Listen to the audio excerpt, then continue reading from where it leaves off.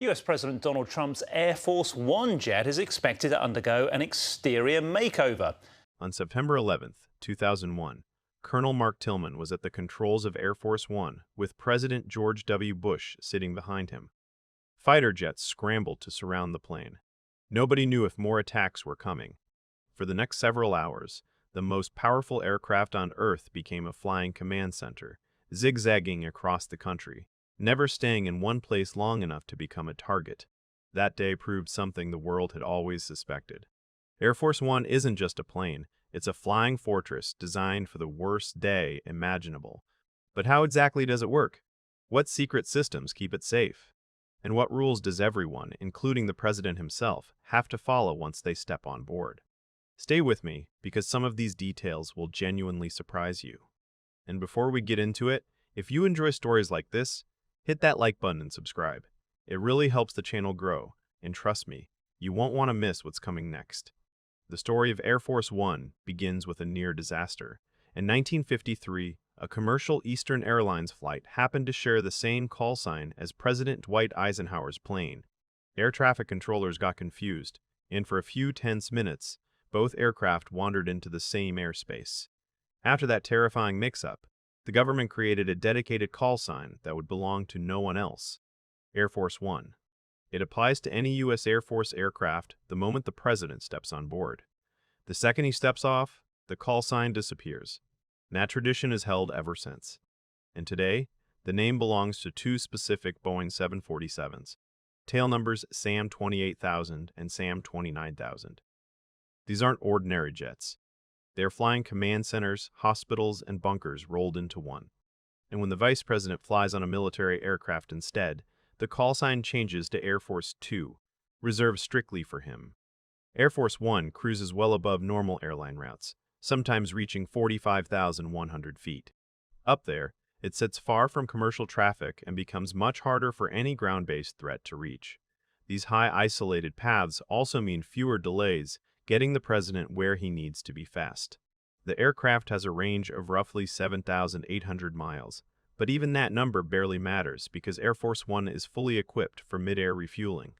A military tanker meets it in the sky, connects through a retractable boom, and tops off the fuel tanks in about 10 minutes, all without ever touching the ground.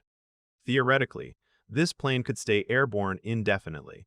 It runs on JP-8, a high-performance military jet fuel designed for maximum efficiency and engine reliability. If military fuel isn't available, approved commercial alternatives can serve as a temporary backup. And here's something most people never think about. The entire plane is shielded against electromagnetic pulses. Whether from a nuclear detonation or extreme solar activity, the electronics, including communication, navigation, and flight controls, are hardened to keep working when everything else goes dark.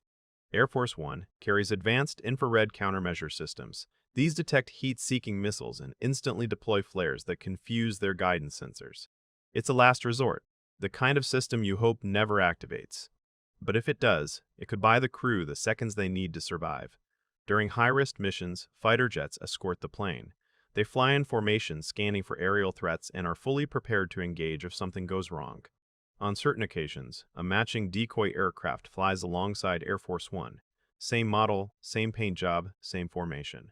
The goal is simple: make it impossible to know which plane the president is actually on. To stay invisible, Air Force One sometimes flies under a fake or generic flight number. This keeps public tracking systems from identifying it, especially during sensitive operations. Whenever possible, the plane sticks to U.S. military-controlled airspace where protection is strongest.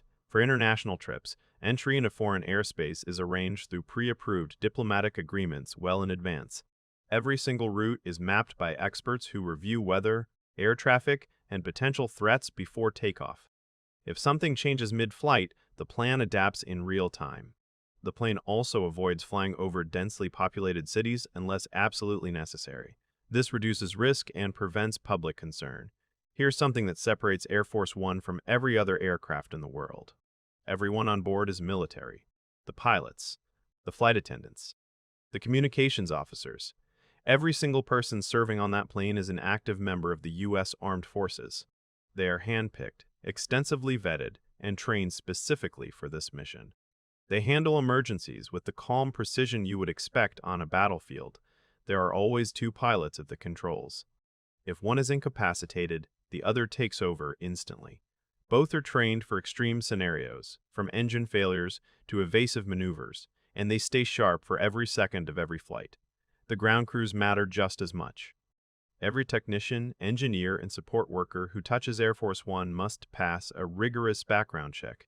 Even a minor red flag can disqualify someone permanently. Every maintenance detail is classified.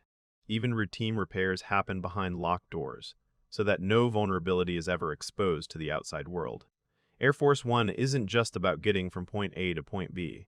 It is a fully functioning government office in the sky.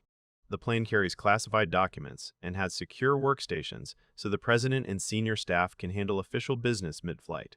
Only a handful of people with the highest clearance levels are allowed to touch this material. A secure global communication system keeps the president connected to military commanders, intelligence agencies, and world leaders at all times. In rare scenarios, the crew can even receive relayed communications from submarines carrying urgent security updates through encrypted channels. Then there's the nuclear football, that famous briefcase containing the codes for a nuclear strike. It travels with the president everywhere, including 40,000 feet in the air. A military aide carries it within arm's reach at all times, always ready as the unthinkable happens. Medical emergencies don't wait for convenient moments. That's why Air Force One has a fully stocked medical suite, with a physician on every flight. If someone needs urgent care, whether it's the president, a staffer, or a guest, they can be stabilized on board until the plane lands safely. All meals are prepared by security-cleared personnel. Every ingredient is inspected and double-checked before it reaches the galley. If anything raises even the slightest concern, that dish doesn't make it on the plane. No exceptions. There's also reportedly portable water purification equipment on board capable of converting seawater into safe drinking water through reverse osmosis.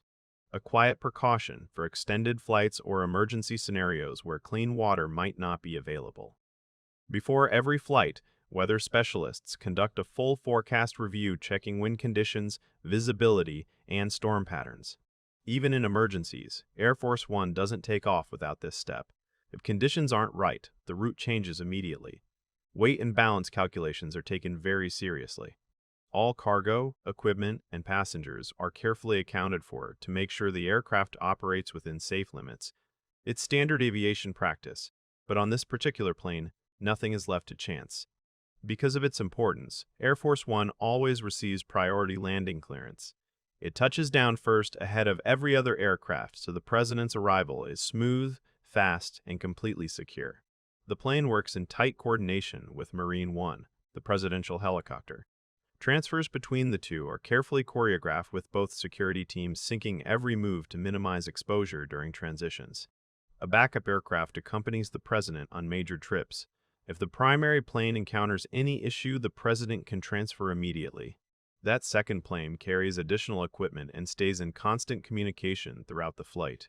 Air Force One is kept mission-ready around the clock, fully fueled, staffed, and prepped at all times. If the president needs to leave at a moment's notice, the plane can be wheels up within minutes. The president's travel schedule is one of the most closely guarded secrets in government. Only a small circle knows the full itinerary. In high-risk situations, decoy departure times and fake destinations may be released to throw off anyone trying to track the flight. Security teams sweep every airfield before the president arrives, inspecting runways, hangars, and surrounding areas. Once the plane is airborne, the crew continues running checks and stays ready to respond to anything unusual at a moment's notice. And one more thing. Public tours of Air Force One are never allowed. The risk of delays, tampering, or exposing classified systems is simply too high. If you want to see what it looks like inside, your best bet is a retired aircraft or museum replica. When Colonel Tillman finally landed Air Force One on the night of September 11th, he had kept the president safe through one of the darkest days in American history. No playbook could have fully prepared him for what happened that morning. But the plane, the crew, and the systems built around them held up exactly as they were designed to. That's what Air Force One really is. Not just a symbol of power. It's a promise that no matter what happens, the president can lead, communicate, and survive from anywhere on Earth. If this story surprised you, Hit that like button and subscribe for more deep dives like this. Drop a comment telling us which fact caught you off guard. We'll see you in the next one.